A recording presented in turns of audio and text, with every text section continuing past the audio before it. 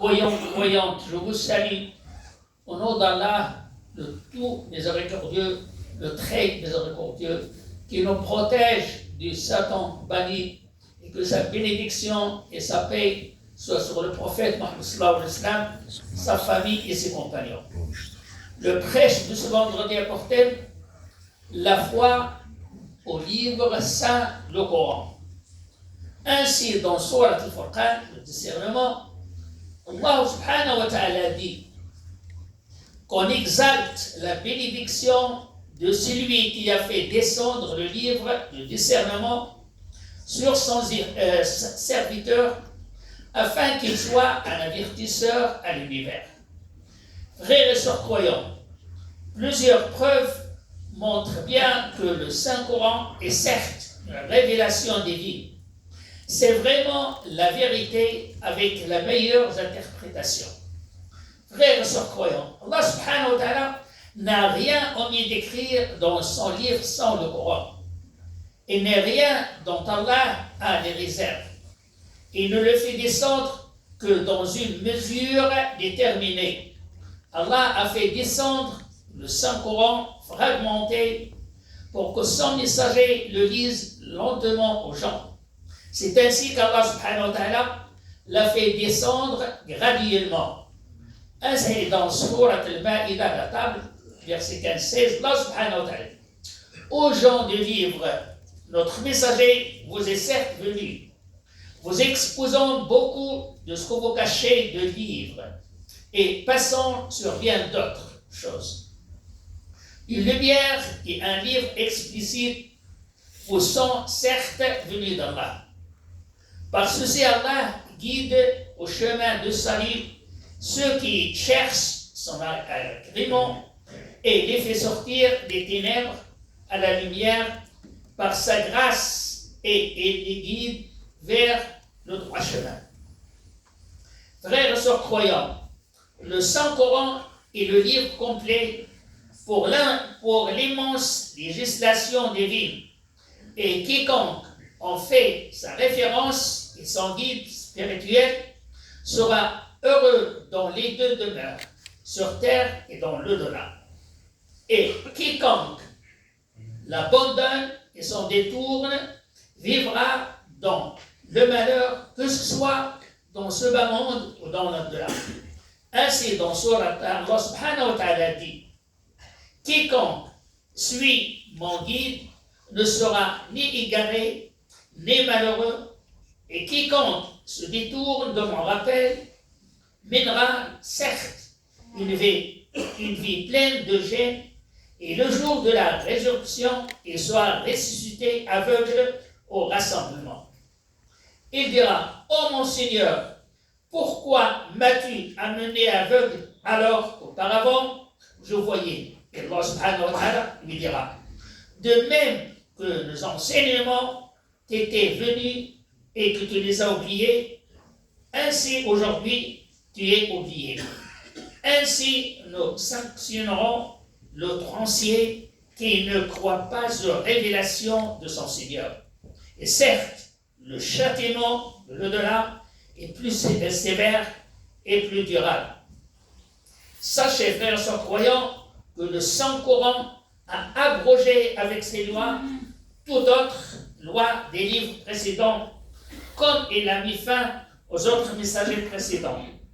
Ainsi, dans Surat al-Baqarah, Allah subhanahu wa ta'ala: si nous abrogeons un verset quelconque ou que nous le fassions oublier, nous en apportons un meilleur ou un semblable.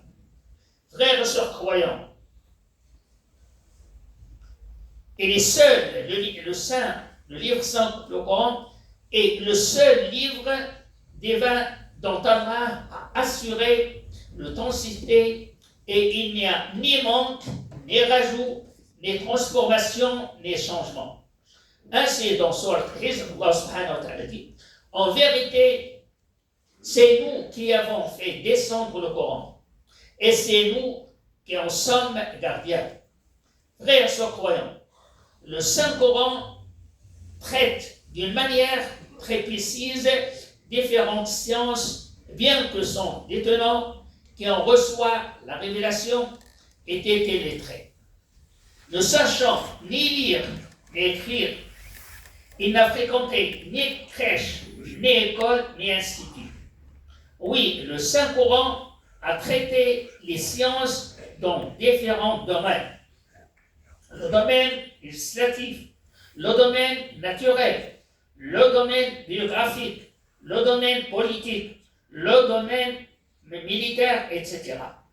Ces sciences prouvent bien que c'est la parole d'Allah et c'est la révélation.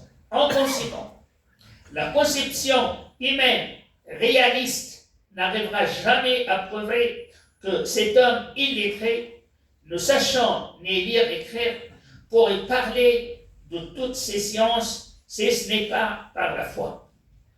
Frères et sœurs croyants, dans un hadith, le prophète Mohammed a dit « J'ai reçu le livre et son équivalent. » C'est le livre, le Saint-Coran et la Sunna. Et dans un autre hadith, il a dit « Chacun des prophètes a reçu son livre et son équivalent, comme ce que j'ai reçu comme révélation. Et je souhaite que je sois le plus suivi le jour de la résurrection. » Frères et sœurs croyants, Allah subhanahu wa ta'ala a défié les humains et les djinns pour reproduire le semblant du Coran. Ils n'y parviennent pas et certainement ils n'y parviendront jamais. Ainsi, dans Surat Al-Isra, le voyage nocturne, Allah subhanahu wa ta'ala dit même si les humains et les djinns s'unissent pour produire le ressemblant du Coran, ils ne sauraient produire en rien de semblable, même s'ils se soutenaient les uns les autres. Ainsi, Allah subhanahu wa ta'ala a défié les orateurs arabes et les célèbres éloquents pour produire un ou des sourates semblables à celles du Coran. Ainsi, dans Surat Hud, Allah subhanahu wa ta'ala dit apportez donc des sourates semblables à ceci. Et dans Surat Al-Baqarah, Allah subhanahu wa ta'ala dit si vous avez un doute sur ce que nous avons révélé à notre serviteur, tâchez donc de produire une sourate semblable à celle-ci. Vous n'y pourrez pas et vous n'y parviendrez jamais.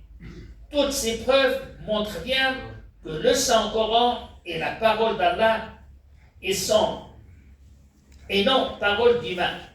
Et enfin, dans Surat Fussilat, verset détaillé, Allah subhanahu wa ta'ala dit le faux ne l'atteint ni par le devant, ni par derrière. C'est une révélation éminente d'un sage digne de louange. C'est par ce verset du Coran que je vous dis, en invoquant Allah subhanahu wa ta'ala de le faire profiter de son livre, son Coran, et de nous priver de son châtiment douloureux. Allah pardonne-nous ainsi qu'à tous les musulmans. Et à la fin de nos invocations, louange à Dieu, Seigneur. بسنة ولينا والآخرين وجارني وإياكم من عذاب المهين واغفر الله لي ولكم وجميع المسلمين آمين وآخر دعوانا لله العالمين. Frères et sœurs croyants, il y a une association musulmane de l'Odiac, alors qui vient vous demander de l'aide pour construire une mosquée. Donc soyez généreux avec eux.